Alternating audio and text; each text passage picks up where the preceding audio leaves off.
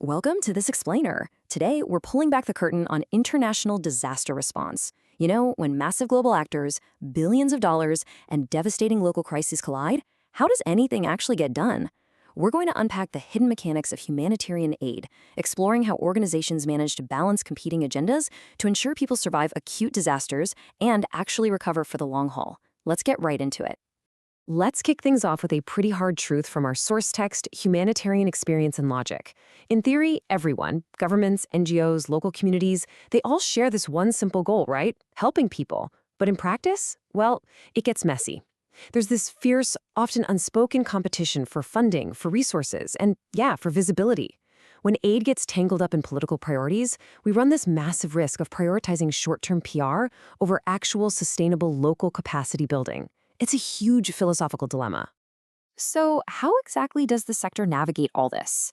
Let's dive right into Section 1, the dilemma in humanitarian work, and the specific mindset you need to actually tackle it.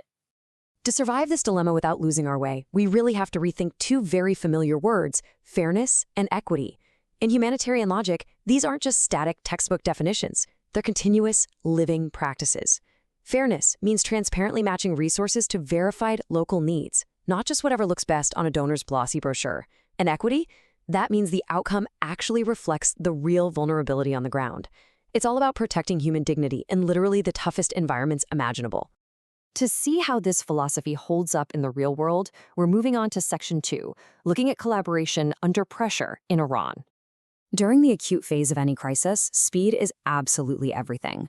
Just look at this. You've got Iranian Red Crescent Society search and rescue teams deploying instantly amidst total chaos. Medical services, psychological first aid, rescue ops, all happening under insanely constrained high-pressure conditions. It really highlights how local actors are always, without fail, the absolute first responders on the front line. But watch how fast a localized emergency can spiral into a nationwide complex crisis. The crisis hits on February 28th. Barely a week later, an emergency appeal is out. By mid-March, international coordination personnel are touching down. And then by April 8th, the infrastructure damage is so catastrophic that they have to completely rewrite the entire emergency appeal from scratch. And that revision led to a truly staggering number, 10 million people. The population needing assistance practically doubled overnight. The funding requirements skyrocketed to 120 million Swiss francs. This right here is the exact moment when localized actors, no matter how incredibly capable they are, need the backing of international systems. They simply can't absorb a shock of that sheer magnitude all on their own. So, the million-dollar question. How do international actors help without just taking over? Well, they use what's called a multi-partner society approach. The IFRC steps into a remote coordination role.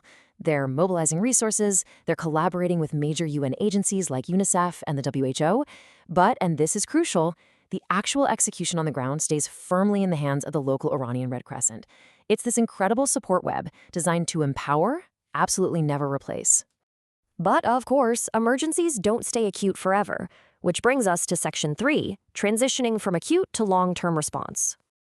As time goes on, you see a massive shift in operational strategy.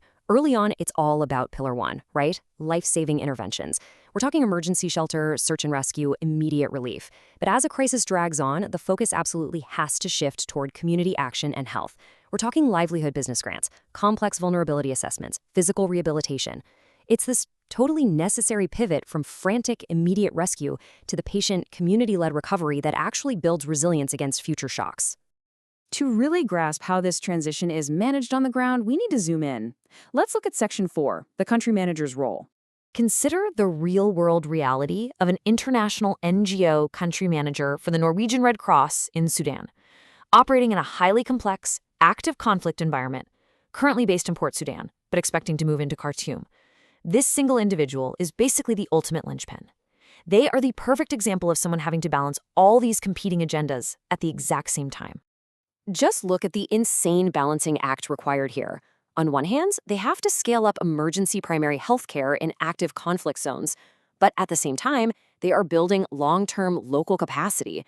They're launching epidemic preparedness, digitizing health activities, operationalizing logistics, and setting up cash systems. They are literally keeping people alive today while building the very institutions needed for tomorrow. Talk about wearing multiple hats. And they have to execute all of this within a super delicate relational web. The country manager answers to the regional office for accountability, coordinates with national HQ for security, aligns with the broader ISCRC and IFRC movements, and, most critically of all, supports the local Sudanese Red Crescent leadership. They have to perfectly thread the needle of strict donor compliance without ever once hijacking local operational control. It's a tough gig. Which brings us right back to our foundational philosophy in Section 5, humanitarian logic in practice.